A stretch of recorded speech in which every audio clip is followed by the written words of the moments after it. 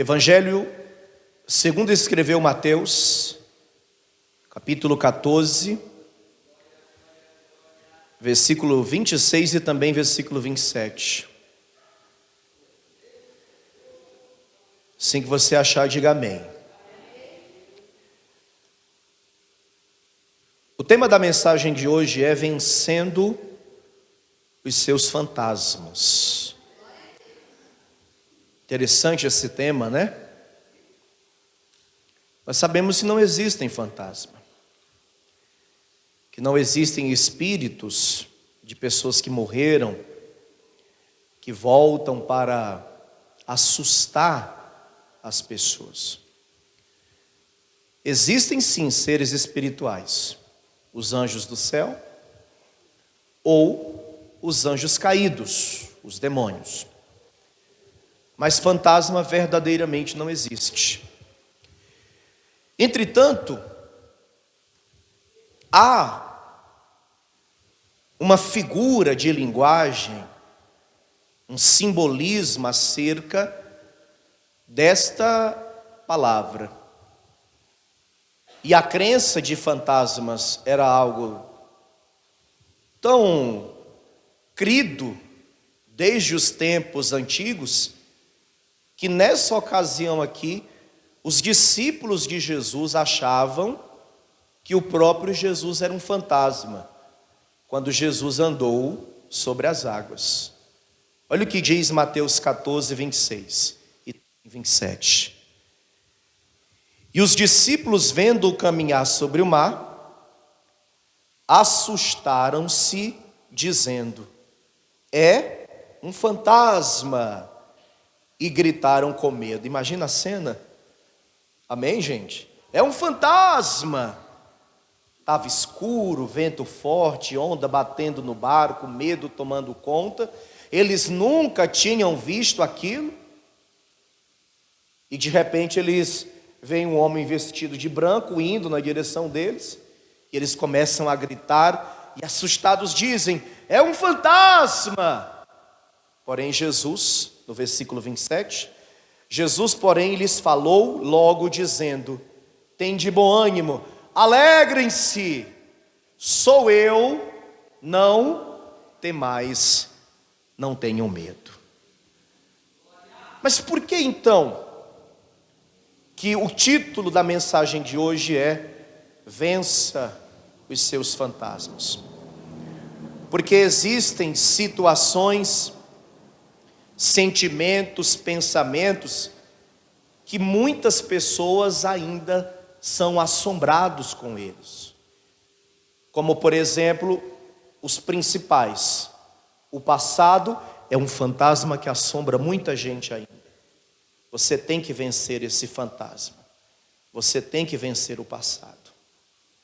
Como por exemplo, a culpa. A culpa é um fantasma que assombra muitos homens e muitas mulheres. A quem lembre-se de algo que fez e esse fantasma fica lhe assombrando e tem lhe assombrado por muitos e muitos dias, na realidade, pela sua vida até aqui. E o medo também é um fantasma que assombra muitas pessoas. Muitos estão com a vida paralisada porque o medo tem tomado conta de suas vidas. Esses são os fantasmas que você tem que vencer. Vamos nos aprofundar mais? Eu vou ler então os versículos 26 e 27 e você lê em seguida em bom tom e alta voz. Eu leio e você lê em seguida. Vamos lá.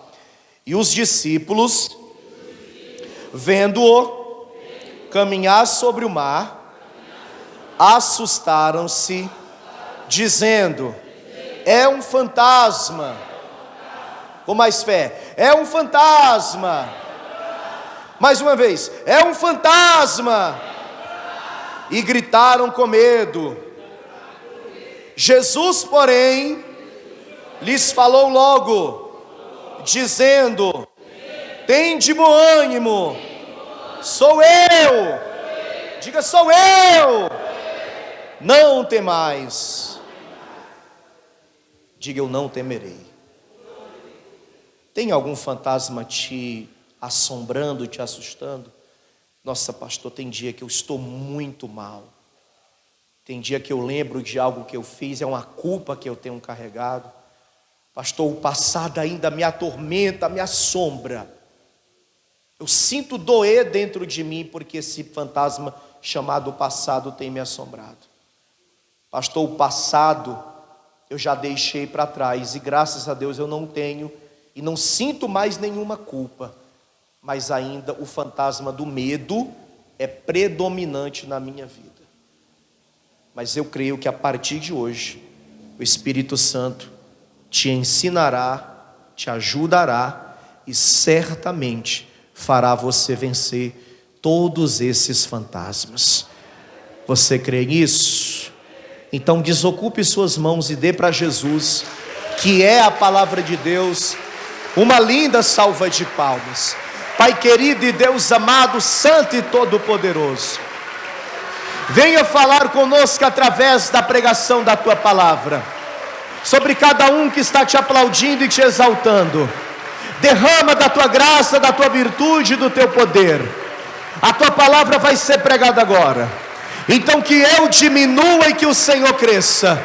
Remova todo obstáculo, não deixe nada atrapalhar. Envie essa palavra com poder e autoridade, e que essa palavra vá e produza o resultado para o qual é mandada, em nome de Jesus. Diga amém, Senhor. Diga graças a Deus. Muito bem, deixe-se sentar. Minha gente, o passado para muitas pessoas tem sido verdadeiramente uma grande assombração, um grande fantasma. Por quê, pastor? Porque o passado ainda tem tirado a paz de muitas pessoas. Há quem não consiga dormir uma noite inteira por conta do passado. Por quê? Porque o passado é algo que ainda está muito presente na vida dela.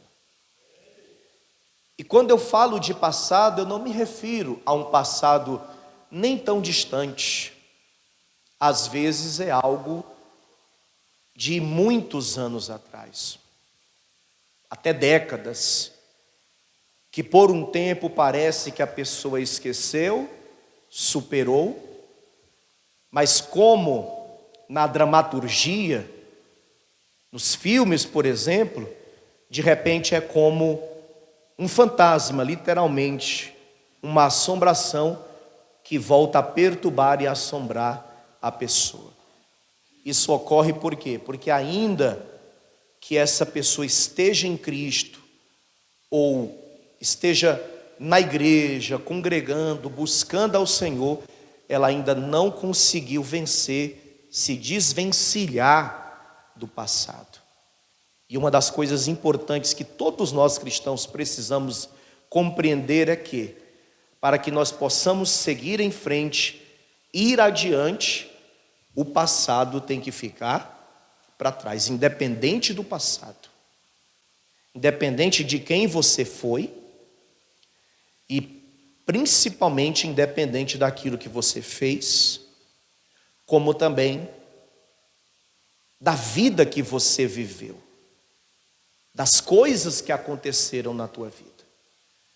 O apóstolo Paulo, em Filipenses capítulo 3, eu sei que você conhece esse texto, mas muitas vezes, mesmo que conhecendo, muitos não vivem. Filipenses capítulo 3, versículo 13. Paulo escreveu dizendo assim, Filipenses 3, versículo 13. Irmãos, quanto a mim, não julgo que o haja alcançado, mas uma coisa faço, e é que, esquecendo-me das coisas que atrás ficam, e avançando para as que estão diante de mim, prossigo para o alvo, pelo prêmio da soberana vocação de Deus em Cristo Jesus. Note que Paulo diz que o objetivo final, ele julga que ainda não o alcançou. Ele ainda não está onde ele gostaria de estar. Ele ainda não fez aquilo que ele gostaria de ter feito. Mas ele não está olhando para trás. Ele está olhando para onde, minha gente? Ele está olhando para frente. E aqui diz, esquecendo-me. E antes de falar esquecendo-me, ele fala, uma coisa faço. Isso tenho feito. Esqueço das coisas que atrás ficam. Em outras palavras, eu deixei o passado para trás. Quem aqui conhece um pouco do passado de Paulo, antes de se converter ao Senhor? Você sabe muito bem quem foi Paulo. Você sabe muito bem o que fez Paulo. Paulo perseguiu os cristãos. Paulo consentiu com apedrejamentos, com pessoas que morreram por amor ao Evangelho. E agora aquele que perseguiu, que apedrejou, aquele que no passado fez coisas abomináveis, é ele quem está sendo perseguido. E é ele que está sendo perseguido por pregar o Evangelho. Mas se ele pensasse, por exemplo, poxa, vamos dar um exemplo claro. Quando Estevão foi apedrejado, eu estava lá. De certo modo, eu participei daquele assassinato. De certo modo, eu tenho culpa no que fizeram com Estevão. Mas Paulo não deixava aquilo pará-lo. Paulo não deixava aquilo fazer com que ele se atormentasse. Pelo contrário, ele seguia em frente. Ele seguia olhando para o alvo. Porque Paulo entendeu que o passado já tinha ficado para trás. Se nós parássemos aqui para conversar acerca do nosso passado, nós iríamos ficar o restante desse domingo e não seria suficiente para todo mundo aqui contar das coisas que fez. E quando a gente se refere ao passado, podemos falar sim e devemos falar, lógico, das coisas boas, mas certamente o que iremos destacar são as coisas más, são as coisas ruins. São as coisas que certamente hoje temos consciência que foi errado. Talvez lá atrás para você era uma coisa natural, mas hoje você sabe que você não deveria ter feito aquilo. E há quem possa ter feito coisas relevantes de ruins, prejudicado alguém, por exemplo, traído, por exemplo, feito algo que trouxe dano e prejuízo à vida de uma pessoa, ou que esteja sofrendo as consequências dessa atitude até agora. E quando vem essa lembrança, quando vem esse pensamento, é um tormento. Por isso um fantasma. É verdadeiramente uma assombração, a pessoa não consegue dormir direito. Quando ela lembra pela manhã, aquele dia para ela é um dia mau, é um dia ruim. É difícil para ela lembrar que um dia ela fez aquilo, ou que um dia ela foi aquela pessoa que um dia ela foi. Mas você tem que vencer isso, você tem que parar. Você não pode mais deixar o passado te assombrar, já ficou para trás. Entenda uma coisa, Deus já te perdoou. A palavra diz que o tempo da ignorância, quando você não conhecia a palavra, Deus não leva em consideração. Ele já te perdoou, já ficou para trás. Procure não esquecer, porque tem coisas que não são esquecidas. Quando eu me refiro a não esquecer, eu me refiro no sentido de que, ainda que venha a lembrança, isso não vai machucar mais, entende? Essa lembrança não vai doer mais em você. Porque tem coisas que ficam na nossa memória que certamente nunca se apagarão. Mas o esquecer de Paulo aqui se refere a esquecer a um ponto que, ainda que você lembre, será apenas uma mera lembrança. Você mesmo tem que se curar. Você mesmo tem que parar de se acusar. Você mesmo tem que dizer: já ficou para trás. Como diz a palavra, aquele que está em Cristo, nova criatura é, as coisas velhas já passaram e eis que tudo se fez novo. Você é um novo homem, uma nova mulher, uma nova criatura em Cristo Jesus. Amém? Pastor, inclusive ainda hoje há pessoas que me acusam. Inclusive ainda hoje há pessoas da minha família que apontam o dedo para mim e dizem: hoje vive aí com a Bíblia debaixo do braço. Hoje no domingo vai para a igreja, mas no passado fez isso, isso e isso. A sua resposta tem que ser apenas essa: dissestes bem no passado, porém o meu Deus me perdoou.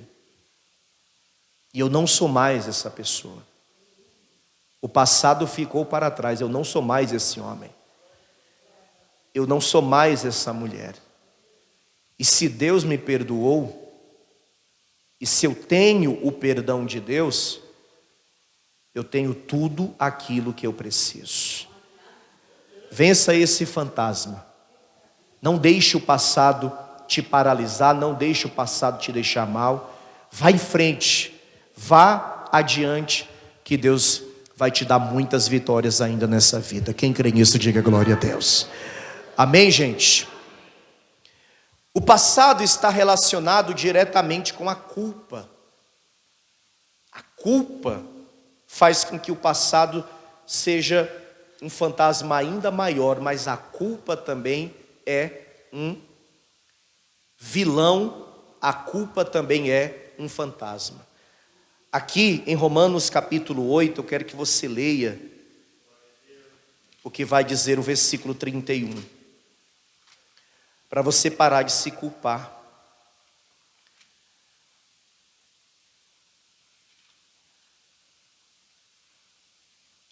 Romanos 8,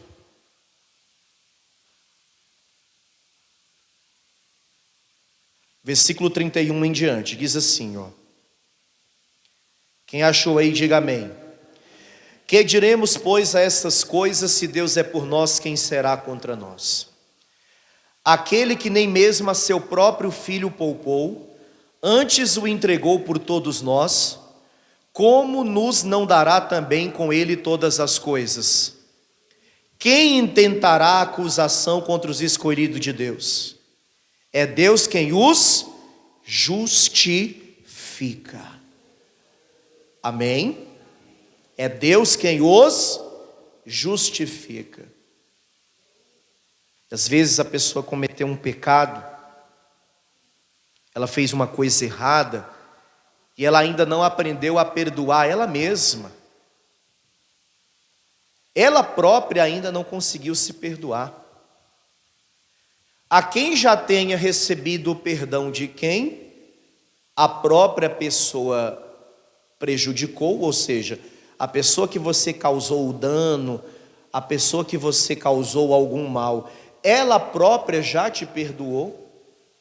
Ela não guarda mais mágoa, nem ódio no coração, nem rancor, nem ressentimento acerca de você. Ela já superou aquele trauma.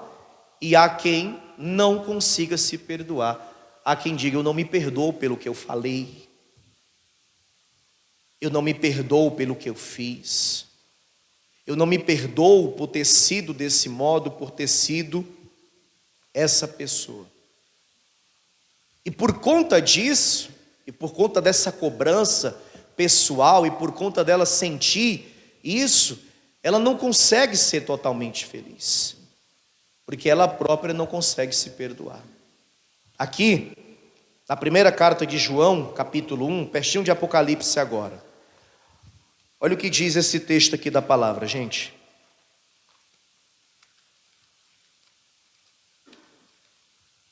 Primeira carta de João, capítulo 1, versículo de número 9. Diz assim, ó. 1 João 1, 9. Se confessarmos os nossos pecados, Ele é fiel e justo para nos perdoar os pecados e nos purificar de toda injustiça. A pergunta que fica é: você mudou? Ah, pastor, eu mudei.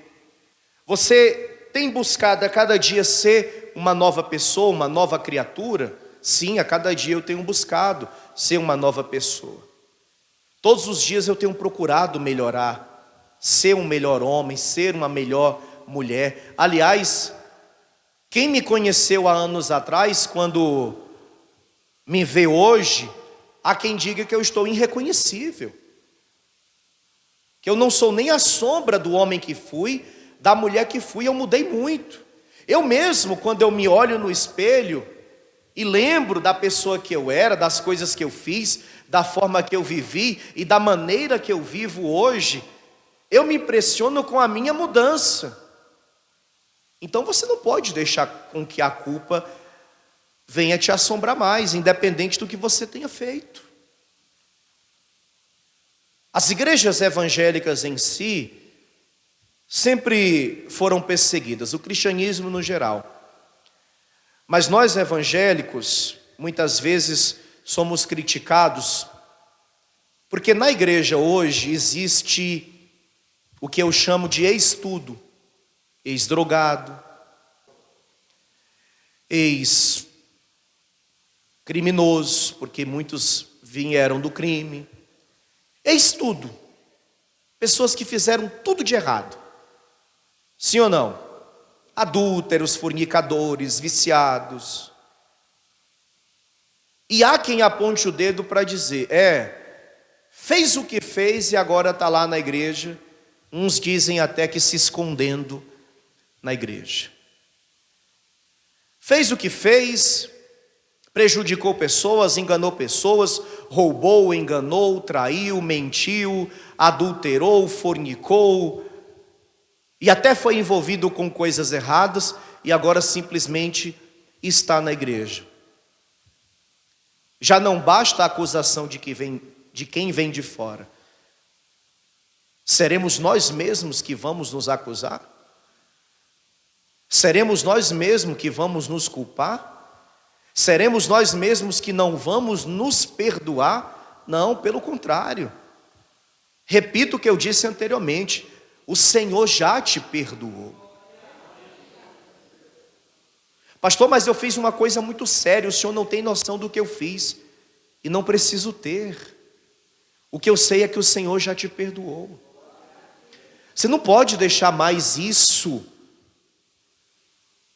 bloquear você. Talvez é isso que está impedindo de você viver a plenitude do Espírito Santo na tua vida. Talvez é essa culpa que está impedindo você de se aprofundar nas coisas da fé, de ser batizado com o Espírito Santo, por exemplo, porque você se sente indigno.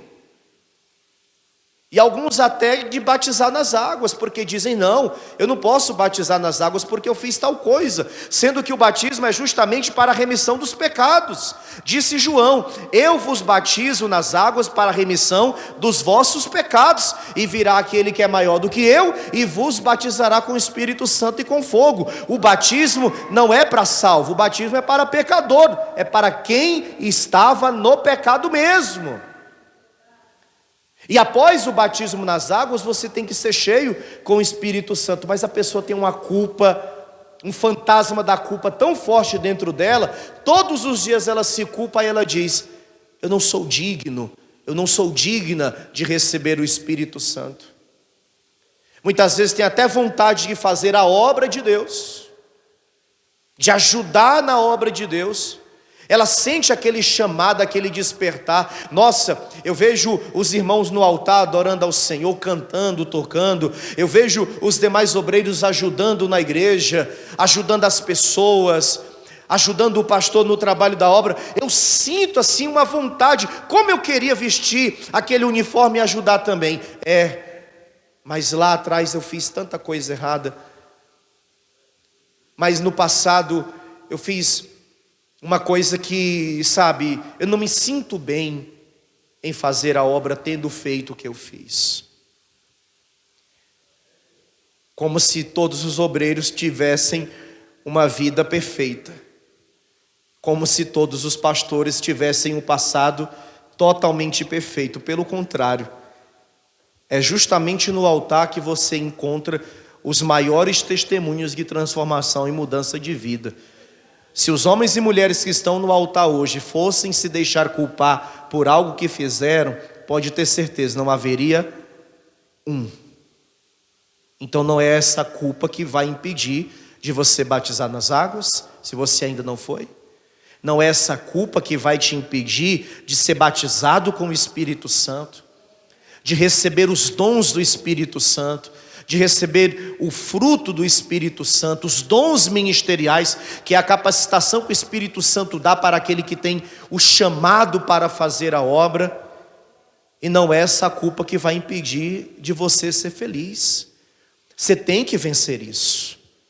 Você não pode mais continuar, todas as vezes que lembrar disso que você fez, você ficar triste, o teu dia até mudar. Você acorda feliz, aí você lembra do que fez, aí parece que o dia acaba. Não, você tem que vencer isso.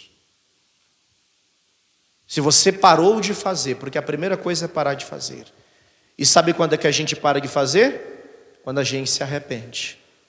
Se você se arrependeu de verdade, e se você fez o que está escrito aqui, no versículo 9, se confessarmos os nossos pecados, se você já confessou, o texto diz, Ele é fiel e justo para nos perdoar. Quem crê nisso, diga amém. Para nos perdoar os pecados e nos justificar de toda a injustiça. Deus já te perdoou. E Ele quer usar você ainda muito nessa terra. Quem crê nisso? Fale com Deus no seu mais íntimo e diga, Espírito Santo, me ajuda. Eu não quero mais ficar me remoendo pelo que eu fiz, pelo que eu fiz de errado no passado. Já fazem tantos anos, eu já mudei, eu não faço mais essas coisas. Eu não sou mais essa pessoa, eu não sou mais essa mulher, eu não sou mais esse homem, mas essa culpa todos os dias vem me assombrar, dói só de lembrar. Me ajuda, Espírito Santo, eu não posso mais conviver com essa culpa dentro de mim. Eu quero sentir realmente aqui dentro que eu fui perdoado, que eu fui perdoada. E o Espírito Santo vai trazer paz ao teu coração, refrigere a tua alma, e você vai sentir o perdão de Deus na sua vida. Quem crê, diga amém.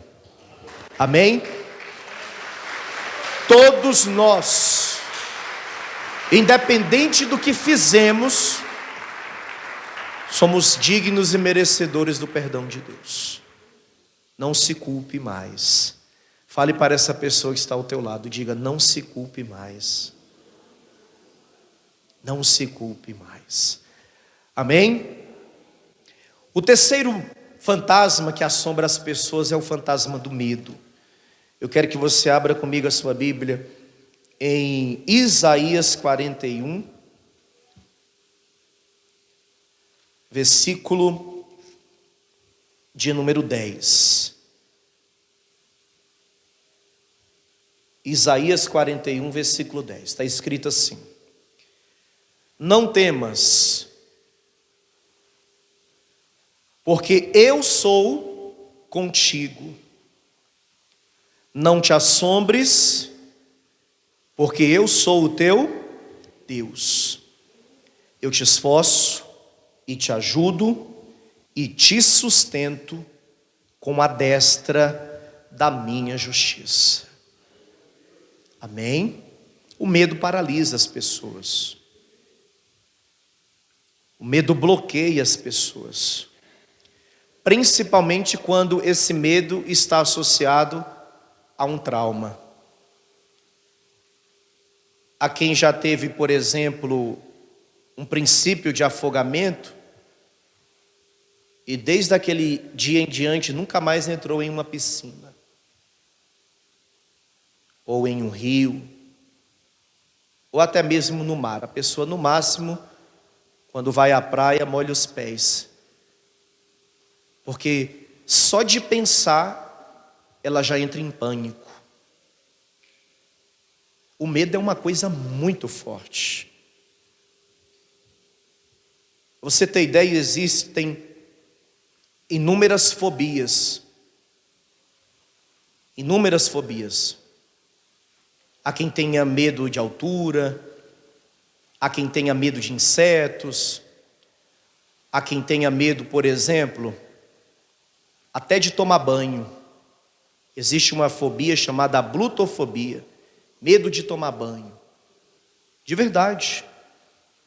Eu sei que muitos têm esse medo, né? Parece que não gostam de água. Ah, pastor, está frio. Mas por favor, né? Água é vida e banho também. Eu não vou nem perguntar, porque com esse frio de hoje eu tenho certeza que teve gente que no máximo passou assim um creminho de pele e um perfume na roupa. Então é melhor não perguntar, né? Até porque a gente não pode mentir, porque crente não mente. Então eu não vou perguntar. Mas eu sei que você gosta de banho. Brasileiro gosta de banho. Você já viu uns vídeos que tem na internet de pessoas aqui do Brasil que viajam a Paris para visitar a famosa Paris lá na França, e quando entram no metrô de Paris começam a ter ânsia de vômito por conta do mau cheiro? Que o europeu não gosta de banho, não. O europeu não gosta de banho. E eles estão tão acostumados com aquele odor que para eles é natural. Aí nós aqui no Brasil, dizem que nós aprendemos com os indígenas o hábito de tomar bastante banho, né? No mínimo a gente toma 2. Quem no mínimo toma 2 banhos aqui por dia? No Nordeste há quem tome 5. Se acorda às 6 da manhã já está com 30 graus, como que não toma banho desse jeito? Mas você já imaginou medo de tomar banho? Não é não gostar de tomar banho por não gostar de fazer a asepsia correta do corpo. É medo de tomar banho. É uma coisa assustadora. A pessoa ela tem medo de se banhar de verdade. O medo é uma coisa que paralisa as pessoas. E o medo tem feito muitas pessoas estar com a vida parada, com a vida estagnada. Principalmente quando esse medo é gerado por conta de um trauma. Por exemplo, a pessoa ela se relacionou.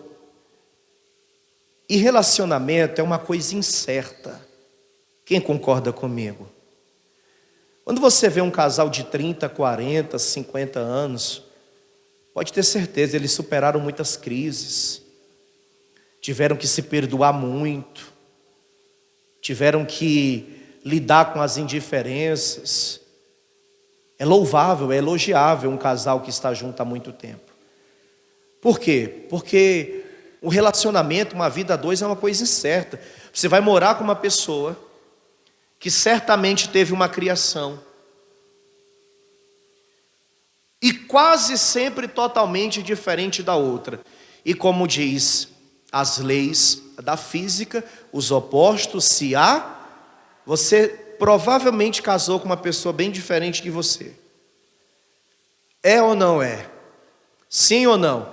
É difícil você casar com uma pessoa que pensa igual você, tem os mesmos gostos.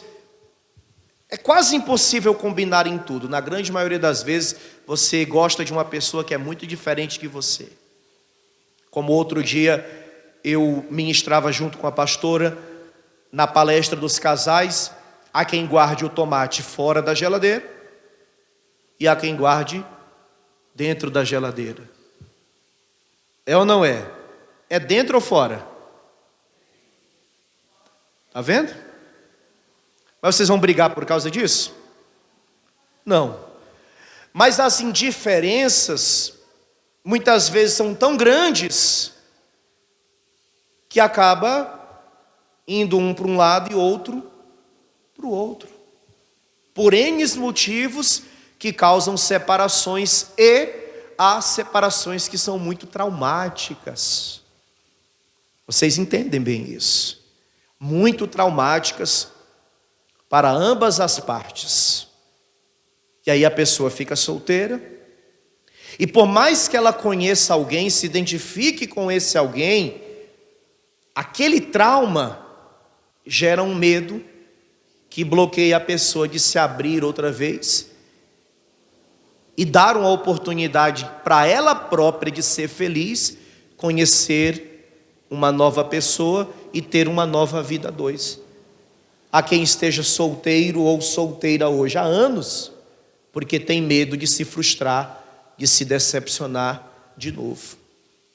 Principalmente quando envolve traição, que é uma das coisas mais terríveis que uma pessoa pode viver. Qualquer tipo de traição é terrível, mas a do seu cônjuge, da pessoa que fez votos diante de um juiz de paz e diante de um sacerdote, seja um padre ou seja um pastor, e de dezenas de testemunhas muitas vezes, e a pessoa não cumprir com aqueles votos que fez, principalmente diante de Deus, é muito traumático, é muito doloroso.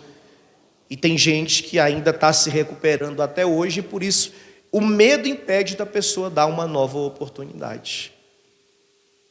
Só que nós precisamos, nós como cristãos, conhecer a palavra e primeiro deixar o Espírito Santo trabalhar em nós, sarar todas as feridas, sabe, vencer todos os complexos, todos os traumas, e não permitir que o medo nos vença, que o medo nos domine.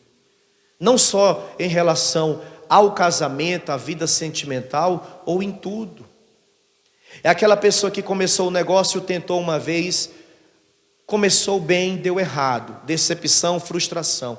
Aí ela tentou de novo, deu errado de novo. Aí agora ela tem medo de tentar a terceira vez, porque ela tem medo de criar expectativas, ela tem medo daquilo que vão falar, ela tem medo de tudo que envolve essa tentativa, e ela pensa: é melhor eu não fazer, porque se eu fazer, eu vou me frustrar de novo, eu vou me decepcionar de novo.